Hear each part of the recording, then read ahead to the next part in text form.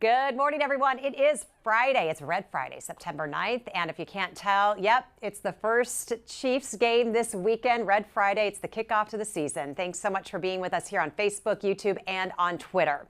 Of course, the best part of a Chiefs game is always the win, of course, but tailgating and the food, certainly a close second. So we've got an easy and, yes, kind of healthy recipe ready for the game.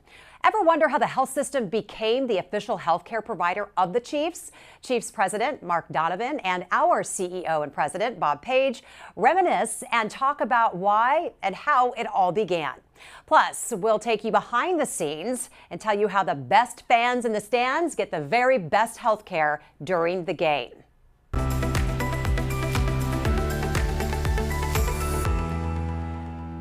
Yeah, so it's not just Red Across Chiefs Kingdom here in Kansas City, but we're getting in on it here in the studio too. And these seats right next to me, they will not be empty for long. They will be filled with some really fun guests coming up here in just a few moments. So stay with us. But the Chiefs, of course, take on the Cardinals Sunday in their first regular season game, and we have got a lot to get to this morning.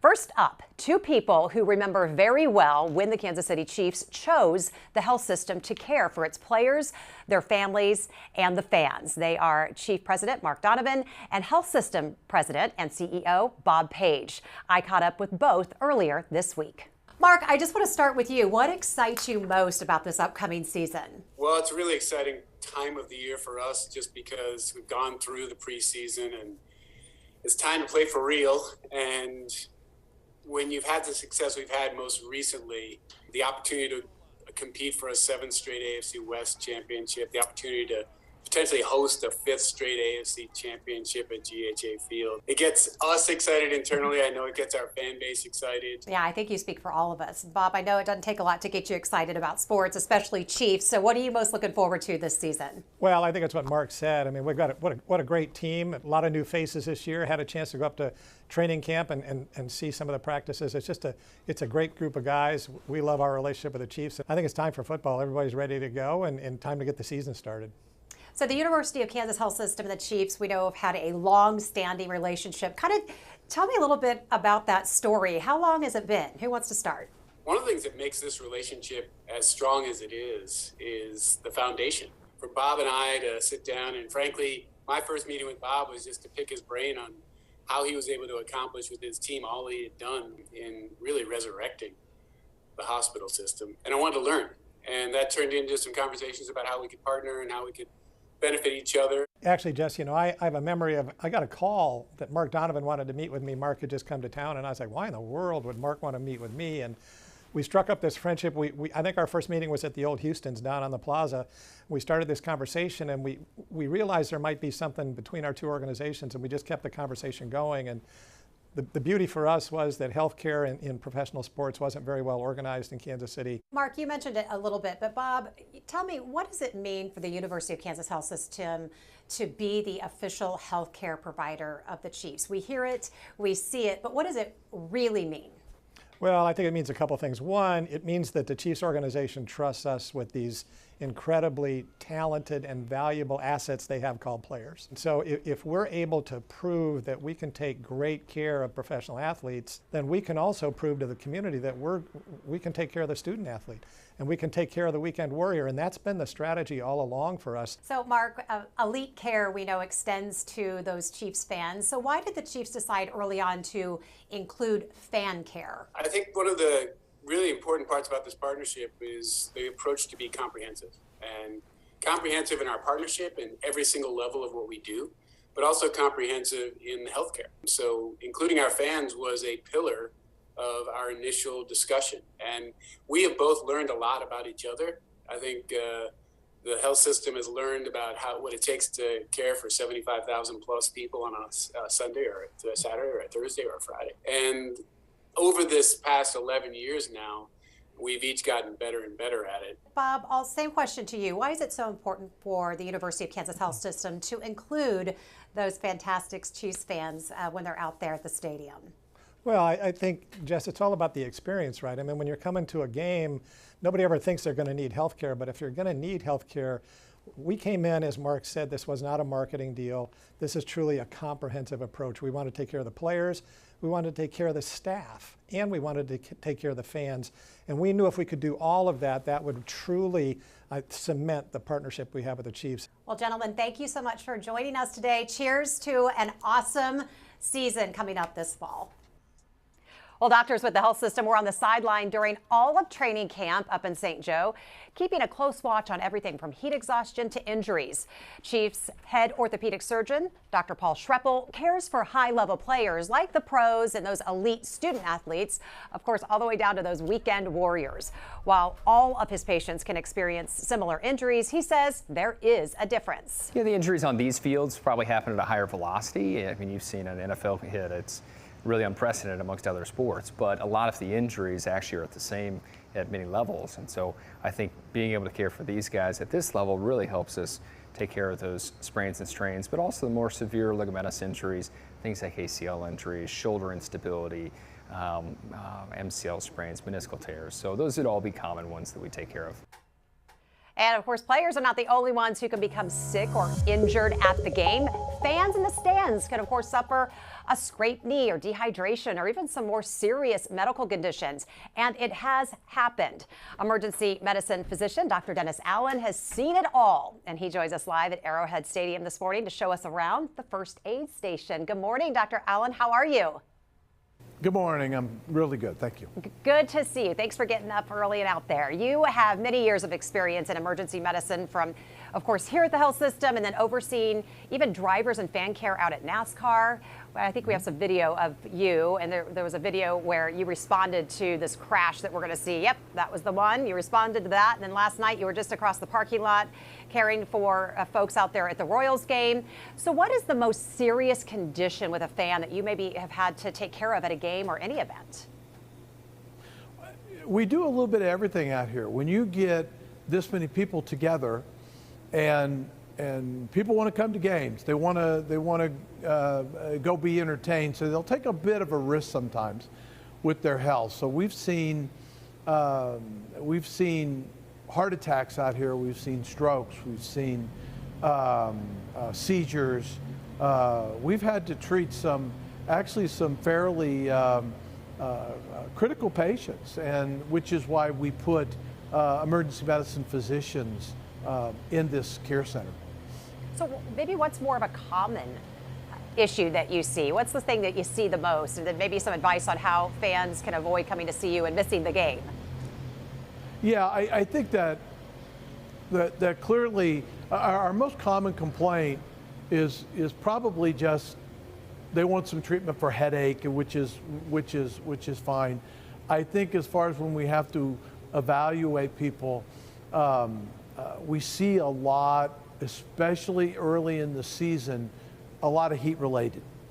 And because we all know from sports medicine literature that the hotter it is and the more people are there, the more patients you're going to see.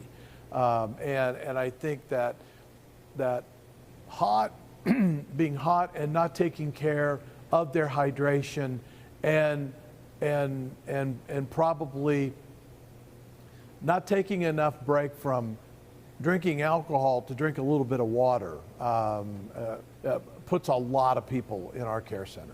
Well, I would imagine they've got a pregame just like the players do, at home before you come down, make sure you're staying nice and hydrated, get that water going just in case you do forget. But you mentioned, more serious issues like heart attacks. And, we think about it, some of these fans are out there 5, 6, maybe 7 hours, out in the parking lot and coming in. So life just happens. I mean, anything can happen, we know, in that short of time, right? It absolutely can. And people, they want to get out. They want to get back to their lives. I saw a gentleman at a game that we evaluated that he was 4 weeks out of 3 stents in his heart, but he wanted to come to a game, so he did, and that's why we're here, so that he can come enjoy himself. If it becomes a bit much and he needs help, we're there for him. Yeah, that's great. So people can enjoy the game and get back to life. Okay, so This is not your typical first aid station when we think of it, like a little metal box with Band-Aids in it. This is like a mini hospital, Dr. Allen. So can you kind of show us around and show us what's inside? Take us behind the scenes. Absolutely. So first, where we're located is right off of section 114 in the stands. So that's why we call this station 114. But this is where you find us. There's 7 first aid stations in Arrowhead, but this is our biggest. And this is where we'll guide our more complicated patients down into here.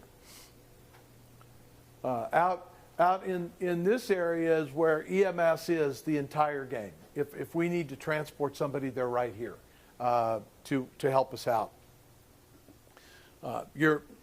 You're greeted immediately when you come in, and then this is our shop. We can do complicated patients. We can do stabilization of almost anything in here if we have to. Like I said, this is our biggest station, but this is one of 7 that we have at Arrowhead. So, Dr. Allen, if somebody were needed to be taken to, like brought here to the health system, how do you work with emergency services to make sure that patients can get that higher level of care? I mean, we're at a game, it's very crowded. How do you get them out of your space and ushered down to emergency services? Sure. Well, and actually the same service, which is Kansas City, Missouri Fire Department, is that transports the patients from here, are also responding in the stands.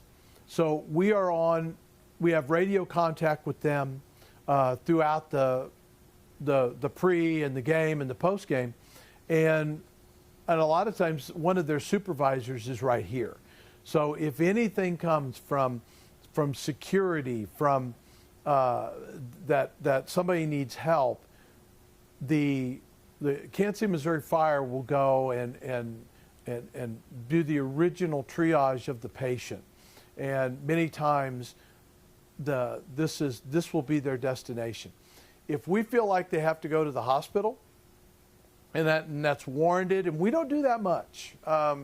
We probably transport 3 patients a game out of here to a hospital.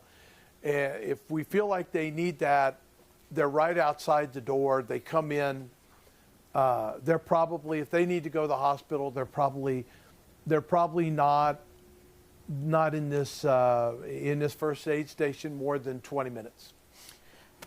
Dr. Allen, just last question. For anyone who is out at Arrowhead watching the game, enjoying it, and starts to maybe not feel well or has some sort of episode, just tell us exactly what needs to be done. Who do they need to reach out to? Who do they need to notify so that they can find Section 114? Sure. I mean, the best thing for somebody to do, and what we've found most effective, is there are all kinds of fan help and security in the stadium. They're all over the place, and just ask one of them. Just say, I've got somebody that needs help, and they will radio EMS that's within the stadium. We're hearing that on the EMS radio here in the stands.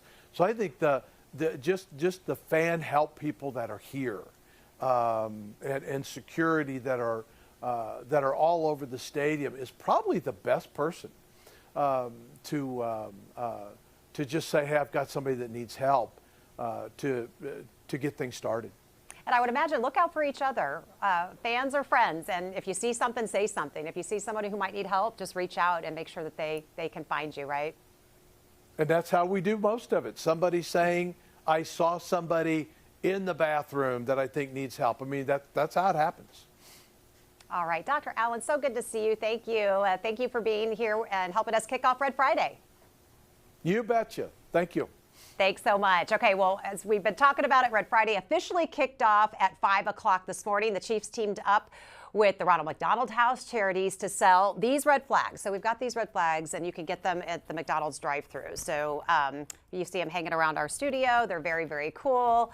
The money for the Ronald McDonald House and the sale of those $5, that money goes to help support families of sick children with their travel and housing costs. So hit up a McDonald's on your way in or way out today, and hopefully there will be some still available. Let's get to Dr. Dana Hawkinson, Medical Director of Infection Prevention and Control, joining us now. So what about COVID this year in the stadiums? Over the last couple of years, this has been a big deal. We get these questions from the community. Any recommendations, Doc, on your end, or are people over it? Are they just back to Chiefs and going to games? Yeah, I mean, I think there's a lot there. First of all, I think people are over it. But again, we also need to make sure that you as an individual understand your risk. We want to certainly protect the most at-risk people. And that really does mean being up to date with vaccination. Also understanding those situations you're going to. I think we've always really promoted those outdoor events, whether you're walking around the parks or in a stadium like Arrowhead. We do understand that the outdoor, all of that ventilation, those turbulent airflows are really much safer than those indoor spaces. So, and again, if you do feel uncomfortable, it is always appropriate to wear a mask. So, but I think overall, for the most part, because of the setup of Arrowhead, you are going to be fairly safe because of just all that airflow and that ventilation there. So make sure you have your vaccinations, yeah, as you always say. Let's get to our COVID count, and then followed by monkeypox. Yeah, so right now in the hospital, 22 active infections with 5 in the ICU, 2 on the ventilator, still 16 in that recovery period. Again, case counts have been going down nationally, hospitalizations nationally. We are kind of static as far as number of active infections, but hopefully that will trend down. And monkeypox. Yeah, so monkeypox, again, what we have seen is that recent slowing of those cases, and I think overall that's a good thing. I think that has to do with education. We also know that more people are aware of it, but also, of course, vaccination is helping as well. So overall, continues to be good as far as case counts go. Still have very few cases here in Kansas, quite a bit more, but still less in Missouri than a lot of other places where we've seen higher trends of cases as well. But hopefully we will continue to see a decrease in cases and really stem the tide of this outbreak. All right, from the Journal of Neurology today, a new study finds elevated biomarkers say that those who get COVID-19 may now have a damaged nervous system and inflammation. So just what could this cause? What should people know? Yeah, I think this is a good observational study. As you know, we know that long COVID is an issue, will be a health crisis. Really, certainly if you have it, it's a health crisis for you. It's a good observational study. It certainly would support one of the reasons we think people get long COVID, and that is some sort of chronic inflammatory process. We are still trying to learn about the pathophysiology, elucidate those real mechanisms as to what's causing it, but this is a good observational study to support that. Now, how does that fit into the context of, number one, prevention, but also treatment of long COVID as we move further into this? How are you liking this day where you don't have to wear your white coat? Yeah, it's good. I'm supporting Red Friday, yeah. So all right.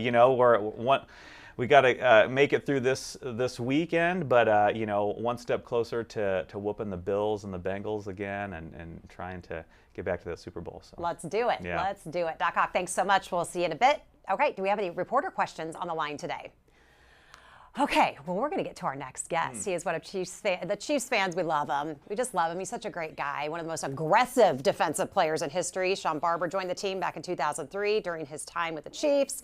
He racked up more than 150 tackles, 6 sacks, had 3 forced fumbles. Okay, I don't know all those stats, but I know you, and I just like you. How are you, Sean Barber? Yeah, I'm doing great this morning. Obviously, Red Friday to kick off the awesome run back to a Super Bowl. We're going to start it in Arizona week 1 and hopefully end up back in Arizona for the Super Bowl. And you brought a little friend, big friend. He's been following me around for the last few days, man. I don't know what's going on with Wolfie. He's the best. Yeah, I gave him a couple of washes, bathed him off, and dried him off, so he smells good today. He does smell good, but you missed a spot because I'm telling you right now, I don't know if you can get a one shot on Wolfie, but put your neck up because you got some lipstick on your oh my face. Goodness. Lipstick. So I love it. Right. Sean, you're here for a reason. That's to help us all kick off. You know I love you, so just Give me 1 second. Okay, so just what does Red Friday mean to Kansas City? Why does it it's just the best, and it just kind of gets us ready for the wins? It's a way to signal off a true culmination of all the blood, sweat, and tears those players put out up in St. Joe's at training camp. Everybody's putting together their biggest and best to kick off a great season and want to make sure they do, the two things that we know we're going to get. Tremendous effort and tremendous attitude out there on the field. Well, you brought up training. What was it like training? What's it like? I was curious thinking about when you've gone through a game, even when you maybe had a game where you didn't take any big hits, like how long does it take you to recover physically from just playing in a pro game? I think about a 48-hour window. I mean, for 2 days, your muscles are kind of, a little bit atrophied, the dehydration. You definitely want to hydrate. Like, I've learned so much today just listening to the first half of the show about how to prepare yourself as a fan for the game, and it's similar on the field. We want to make sure that we're well rested and hydrate.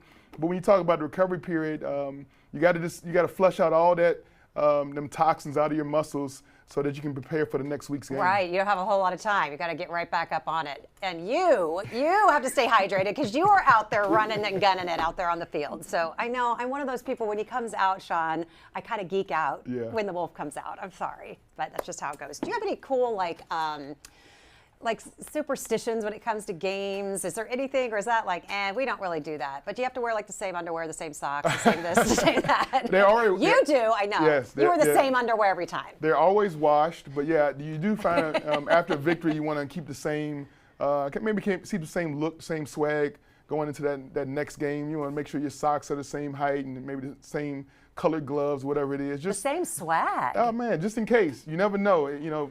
Some guys think it matters, some guys don't, but in case it does, you want to make sure that you give yourself every chance to be victorious on Sunday. Do you ever eat anything or don't eat anything to I think it's give you high the edge? carbs, a lot of pasta and stuff, protein, the chicken and stuff like that. Pre-game for the Chiefs, you want to give the guys, something so they're not going in the game with a full stomach, but enough fuel and energy to last them in case we go to overtime. And yeah, exactly. That's going to happen. What does he eat? Oh, so Wolfie's actually been on the same diet Frank Clark's been on. So he gave up the alcohol, gave up the red meat. I can tell. It's most good. of the red meat. Good. But he's ready for some Raider meat. He's ready for some Bronco steaks. Yes, delicious. And a little bit of Charger barbecue souffle. Charger. I love it. So how excited are you for this particular season? Well, I mean, obviously it's a way for us. I'm so excited for our defense. We got a lot of youth on the defense side of the ball. And then, obviously, I want to see what happens with our offense. I want to see what is the next page, right? Tyreek Hill's out the building. We had, new receivers, Juju and MVS coming in. And then Sky Moore, man, this guy, I think, the sky's the limit. And I think everybody's overlooking Miko. Miko is a weapon to be used in many ways with Andy Reid's offense. So it's just as the page turns and we see another chapter of Andy's extensive offensive set, and then his defense is going to be sneaky good. So I think we'll get up into the top 10 on the defense. Sneaky good. That's a good analysis. Let's watch it all play out. Do you have some good moves? Do you have some new moves you're working on this year? I know, you're good. I know, you shake it. I love it. I think Whoopi's going to save it for game day. Obviously, we got that quick turnaround, right? Get stretched out, get ready. Yeah, save your moves. I love it. Are we Super Bowl bound? We are always. Can I say that? Can I just ask you it? can put it in the air. We always are ready for that next ring. It starts on Sunday against the Arizona Cardinals, and then we have that quick turnaround. So when you talk about rest and rehab and hydration, I mean, it's so important, especially on that short week. So it's 2 games going back-to-back here. We got to take care of business and start the season 2-0. All right, let's do it. Don't go anywhere. You both have to stay here with me, okay? But we're going to get to this. Fans have superstitions, as we were just talking about, rituals of the things they wear, the things they eat, and, of course, the cheers that they shout out and chant when they're watching the game. And just like the food that we will consume, the cheering can be a cause of great regret when it's all over. Ear, nose, and throat specialist Dr. Shannon Kraft joins us to explain. Dr. Kraft, good morning to you. So tell us, can there be some real damage when it comes to screaming too loud, too suddenly? Is this really something people should be concerned about? Yeah, it's real. Fortunately, most of the damage we sustain after a particularly exciting game and we're all cheering is temporary and reversible. Most of us are going to experience some strain in the muscles in our neck and some level of vocal cord swelling or edema. But with particularly aggressive vocalization, you imagine the guy with the full-throated, full-body strain as he's screaming, or repetitive use of the voice, it's possible to sustain a more significant injury, such as a vocal cord hemorrhage, or injuries that result in polyp formation or scar formation, which could be more problematic. So what would be the sign? We go to a concert, we go to a game, we're yelling in front of our TV. Would there be anything, if maybe it lasted more than a couple of days, of a hoarse voice? Is there something that we should be looking out for that knows that we might need to come see you? Yeah, absolutely. So, you point out there's the signs and symptoms are going to be there for a day or two, right? Some mild aching in the front of the neck, maybe some raspiness or roughness to the voice, but that really should resolve within 1 to 2 days. And it certainly should not last more than 2 weeks. So if you have particularly concerning symptoms, such as a complete loss of voice, significant pain with voicing, or if your symptoms of voice change have lasted more than 2 weeks, that's the time that you want to see someone, an ENT or a specialist, to examine your vocal cords. All right, Doc, we hear what you're saying, but it is certainly going to be hard once those Chiefs take the field and we see them play to lower our voices. I don't know about those inside voices, but just last question for you. So if there is ever damage to a vocal cord, is there any way to, reverse that damage or fix it, make it better? Yeah, so it's kind of a two-step process, right? Just like Mr. Barber was talking about rest and rehab. So if you've had a great game and you've been shouting and cheering the boys on and you notice those changes the next day, that mild aching, those voice changes, it's time for fans to rest and rehab, rest that voice. Avoid shouting, yelling, singing, try to limit long phone conversations or talking anywhere you might be talking over loud noise, right? Give the voice a rest. Hydrate, hydrate, hydrate. Just like our athletes, right? We want to make sure that our patients and our fans are hydrating. That's very favorable for vocal fold recovery. And we do want to try to limit things that are going to irritate the vocal cords. That's going to be things like caffeine, alcohol, smoking, which includes vaping. All of these in and of themselves can be injurious to the vocal cords and certainly are going to slow your recovery. Now, if you have those concerning symptoms that we talked about before, or your symptoms last than 2 weeks, that's when you want to engage someone like myself or my partners, Dr. Garnett or Dr. Kavukshin, or even your local ENT. And we're going to use a small camera at that point to kind of take a look down and see what the damage is to your vocal cords.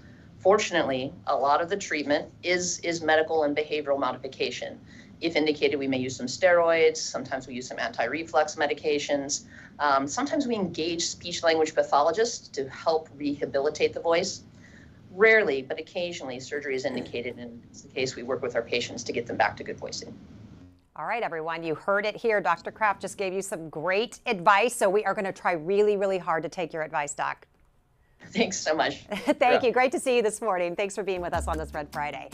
Well, what's a good football game without the tailgate, without the great food? This Red Friday, we are cooking up a healthy app, okay? We got to make it healthy. You know how we are. Chef Eric King, the Assistant Director of Dining Services here at the Health System, is here with his yummy take on sweet potato bites and paws off. You got to wait. Chef Eric, how are you? I'm doing fantastic. I know he's given up the red meat, but...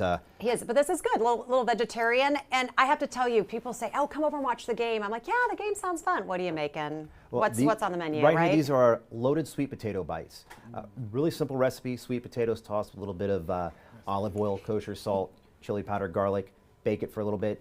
Top it with some Monterey Jack cheddar cheese, a little bit of hot sauce, sour cream, and some green onions. So you can make it, you make really good stuff. And you sent me like this big list of all these healthy apps. I was like, they don't sound healthy, but they really were. They're so great and delicious. Yeah, you can use low-fat cheese. You can sub out low-fat sour cream. My wife last night, I made these. She said, could we do this with some balsamic vinegar and some goat cheese tomorrow? And I said, of course we can. So there you go. However you want to dress it, we can do it. See how you did that? I know.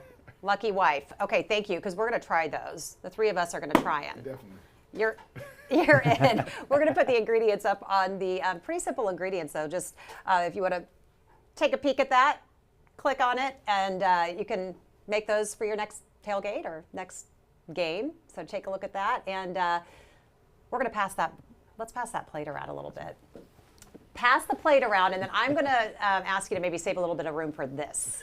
Let's check this out, because this is the newest, stop it. This is the newest food option at Arrowhead. It's a Dorito Encrusted Empanada.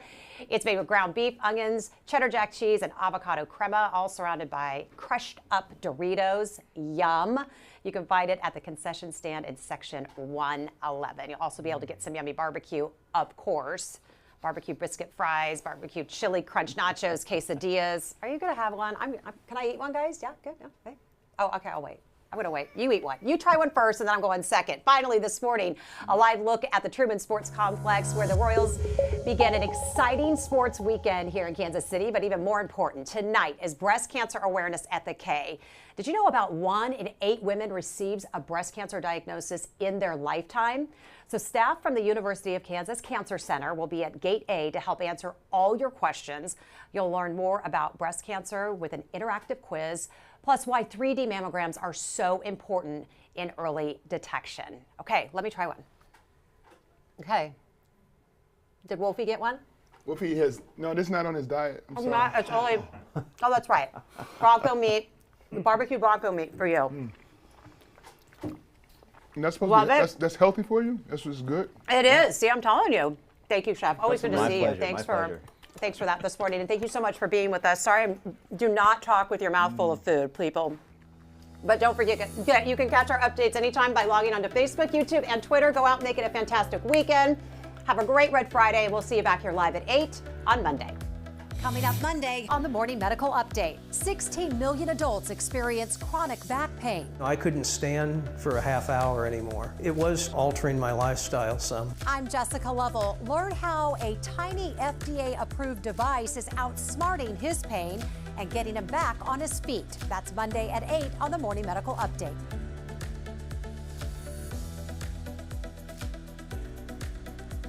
Subscribe to our Morning Medical Update and Open Mics with Dr. Stites podcast. Now, everywhere podcasts are available.